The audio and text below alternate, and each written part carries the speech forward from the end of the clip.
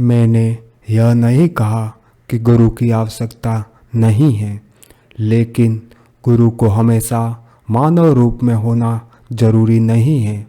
सबसे पहले एक व्यक्ति जो सोचता है कि वह हीन है और कोई श्रेष्ठ सर्वज्ञ है, सर्वशक्तिमान ईश्वर जो अपनी और दुनिया की नियति को नियंत्रित करता है और उसकी जो पूजा या भक्ति करता है, तब वह एक निश्चित स्थान पर पहुंच जाता है, चरण और आत्मज्ञान के लिए उपयुक्त हो जाता है। चरण और आत्मज्ञान के लिए उपयुक्त हो जाता है। वह गुरु केवल उसे यह बताने के लिए आते हैं कि वह भगवान आपके भीतर भी है। गुरु की कृपा सदैव बनी रहती है। आप कल्पना करते हैं कि यह कुछ है कहीं ऊपर आकाश में, यह वास्तव में आपके अंदर, आपके दिल में है, और वह क्षण किसी भी तरीके से आप अवतलन या विलयन को प्रभावित करते हैं।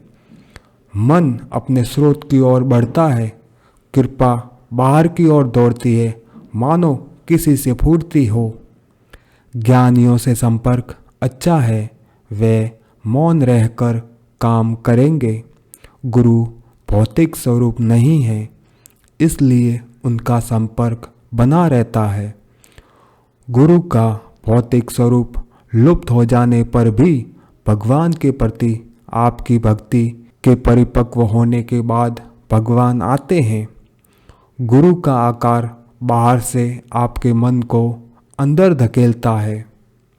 स्वयं के रूप में अंदर रहते हुए भी वह आपको भीतर से खींच लेते हैं। ऐसे गुरु की आमतौर पर आवश्यकता होती है। गुरु के निधन के बाद व्यक्ति दूसरे गुरु के पास जा सकता है, लेकिन आखिरकार गुरु एक ही है, क्योंकि उनमें से कोई भी रूप नहीं है। मानसिक संपर्क हमेशा सर्वोत्तम होता है। सत्संग का अर्थ है सत्य या वास्तविकता के साथ जुड़ाव। एक जो सत्य को जानता है या उसका अनुभव कर चुका है, वह भी सत्य माना जाता है। ऐसा संगति के सभी के लिए नितांत आवश्यक है। शंकर ने कहा है कि तीनों लोकों में सत्संग के समान कोई नाव नहीं है। जन्म और मृत्यु के सागर से सुरक्षित रूप से पार हो जाओ। गुरु भौतिक नहीं है, उसके बाद भी उसका संपर्क बना रहेगा, रूप लुप्त हो जाता है। यदि संसार में एक ज्ञानी विद्यमान है, तो उसका प्रभाव दुनिया के सभी लोगों को महसूस होगा या उन्हें लाभ होगा। न केवल उनके तत्काल शिष्य, जैसा कि वेदांत चूड़ामणि में वर्णित है, विश्व के सभी लोगों को 4 श्रेणियों में रखा जा सकता है।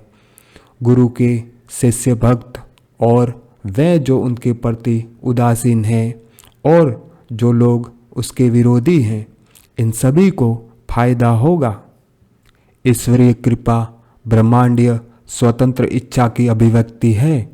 यह किसी भी रहस्यमय घटना की दिशा को बदल सकता है। अपने स्वयं के अज्ञात कानूनों के माध्यम से जो श्रेष्ठ है, सभी प्राकृतिक नियमों के अनुसार, और बाद वाले को अतः क्रिया द्वारा संशोधित कर सकता है। यह ब्रह्मांड की सबसे शक्तिशाली शक्ति है। यह तभी उतरता है और कार्य करता है जब इसका आह्वान पूर्ण आत्मसमर्पण द्वारा किया जाता है। यह भीतर से कार्य करता है, क्योंकि ईश्वर इसमें निवास करता है। सभी प्राणियों का हृदय, इसकी फुसफुसाहट केवल मन में ही सुनी जा सकती है।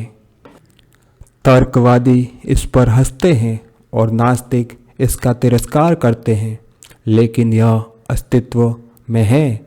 यह आत्मा के जागरूकता के क्षेत्र में ईश्वर का अवतरण है। यह एक बल का दौरा, अप्रत्याशित आवाज है। सच तो यह है कि भगवान और गुरु अलग अलग नहीं हैं।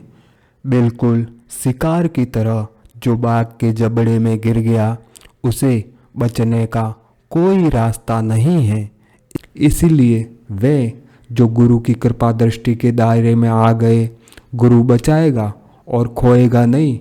फिर भी हर एक अपने प्रयास से भगवान या गुरु के बताए मार्ग पर चलना चाहिए और मुक्ति प्राप्त करे।